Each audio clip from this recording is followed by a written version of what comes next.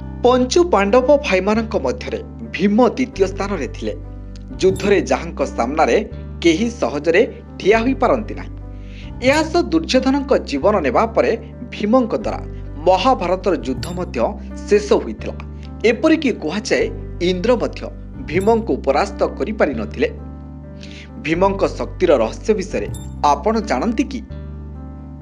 ତେବେ ଜାଣନ୍ତୁ କିପରି ସେ 10,000 ହାତୀର ଶକ୍ତି ପାଇଲେ। ପାଣ୍ଡବଙ୍କ ପିତାଙ୍କ ମୃତ୍ୟୁ ପରେ ପାଣ୍ଡବମାନେ ହସ୍ତିନାପୁରକୁ ଫେରି ଆସିଥିଲେ।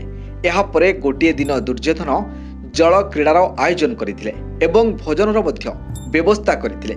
କିନ୍ତୁ ଏହି କ୍ରୀଡ଼ା ଆୟୋଜନ ମଧ୍ୟରେ ଦୁର୍ଯ୍ୟୋଧନ ତାଙ୍କ ମାମୁଁ ଶକୁନିଙ୍କ ସହ ଏକ ଷଡ଼ଯନ୍ତ୍ର କରିଥିଲେ।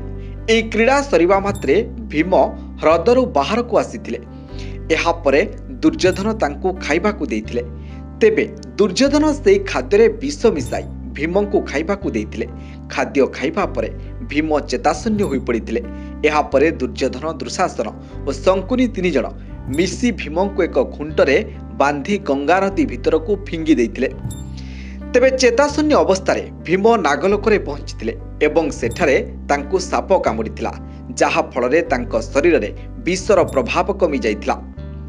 ଚେତା ଫେରିବା ପରେ ଭୀମ ନାଗଲୋକରେ ଥିବା ସମସ୍ତ ସାପକୁ ପିଟିବା ଏବଂ ମାରିବା ଆରମ୍ଭ କରିଥିଲେ। ଏସବୁ ଦେଖି ନାଗରାଜ ତକ୍ଷକ ଭୀମଙ୍କୁ ଦଣ୍ଡ ଦେବାକୁ ଯାଇଥିଲେ। ସେହି ସମୟରେ କୁନ୍ତୀଙ୍କ ମାତା ଭୀମଙ୍କୁ ଚିହ୍ନିଥିଲେ ଯେ ସେ ତାଙ୍କ ଝିଅ କୁନ୍ତୀଙ୍କ ପୁତ୍ର ଭୀମ। ଏହାପରେ ନାଗରାଜ ତକ୍ଷକଙ୍କ ମା ଭୀମଙ୍କୁ ଅମୃତ ସୋମରସ ଦେବାକୁ କହିଥିଲେ। ଅମୃତ ସୋମରସ ଦେବା ବେଳେ ତକ୍ଷକ ଭୀମଙ୍କୁ କହିଥିଲେ ଯେ ଗୋଟିଏ ପାତ୍ରରେ 1000 ହାତୀର ଶକ୍ତି ଅଛି ଏବଂ ଭୀମ ଏହା ଶୁଣିବା ପରେ 10ଟି ପାତ୍ର ଥିବା ଅମୃତ ସୋମରସ ପିଇଥିଲେ, ଯାହା ତାଙ୍କୁ 10,000 ହାତୀର ଶକ୍ତି ଦେଇଥିଲା। ଭୀମଙ୍କ ଶକ୍ତି ସହିତ ଜଡ଼ିତ ଅନେକ ସ୍ୱତନ୍ତ୍ର କାହାଣୀ ରହିଛି। ଭୀମ ଜନ୍ମ ହେବା ମାତ୍ରେ କୁନ୍ତୀ ଭୀମଙ୍କୁ ନେଇ ପାଣ୍ଡୁଙ୍କ ନିକଟକୁ ନେଇଥିଲେ। ଏହାପରେ ପାଣ୍ଡୁ ଭୀମଙ୍କୁ ଦେଖି ଧ୍ୟାନ କରିବାକୁ ତାଙ୍କ କୁଟୀର ଭିତରକୁ ଯାଇଥିଲେ। ଏହାପରେ କୁନ୍ତୀ କୁଟୀର ବାହାରେ ତାଙ୍କ ସ୍ୱାମୀ ପାଣ୍ଡୁଙ୍କୁ ଅପେକ୍ଷା କରି ବସିଥିଲେ।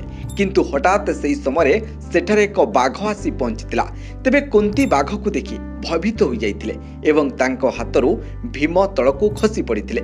ଯେତେବେଳେ କୁନ୍ତୀ ଭୀମଙ୍କୁ ଉଠାଇବା ପାଇଁ ଯାଇଥିଲେ, ସେତେବେଳେ ସେ ଦେଖିଲେ ଯେ ଭୀମ ଏକ ବଡ଼ ପଥର ଖଣ୍ଡ ଉପରେ ପଡ଼ିଛନ୍ତି, କିନ୍ତୁ ଭୀମଙ୍କର କିଛି ହୋଇନଥିଲା। ହେଲେ ସେ ପଡ଼ିଥିବା ପଥରଟି ଖଣ୍ଡ ଖଣ୍ଡ ହୋଇଯାଇଥିଲା।